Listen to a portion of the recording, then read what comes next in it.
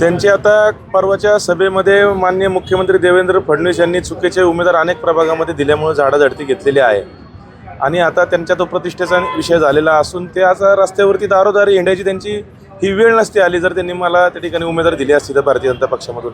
पण असो ठीक आहे, आता ही त्यांच्या अस्तित्वाची लढाई आहे, नेत्याविरुद्ध कार्यकर्त्याची लढाई आहे आणि जेवढे चंद्रकांत दादा माझ्या प्रभागात फिरतील तेवढं माझं लीड 100% वाढणार.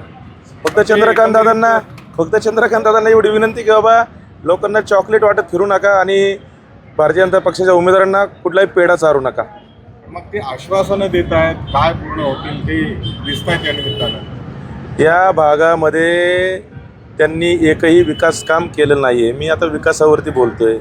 त्यांनी या भागामध्ये प्रचार करताना इथल्या नागरिकांनी दाखवावं की त्यांनी या भागात काय केलं आहे. माननीय नरेंद्रजी मोदी आणि माननीय देवेंद्रजी फडणवीस यांची कामं सोडली तर त्यांच्याकडे स्वतःचं दाखवण्यासारखं असं काय नाही आहे. त्यामुळे ते आता त्यांच्या हातनं ही निवडणूक गेलेली आहे आणि ती दारोदारी फिरतात. आता फिरू द्या, किती फिरतात तेवढे. त्यांनी त्यांची विकास कामं काय सांगा. त्यांनी आता पोपट घेऊन फिरायचं इथं ज्योतिषी आहेत तर नाही का, कारण या ठिकाणी जो काम करतो ते लोकांच्या मनामध्ये राहतं.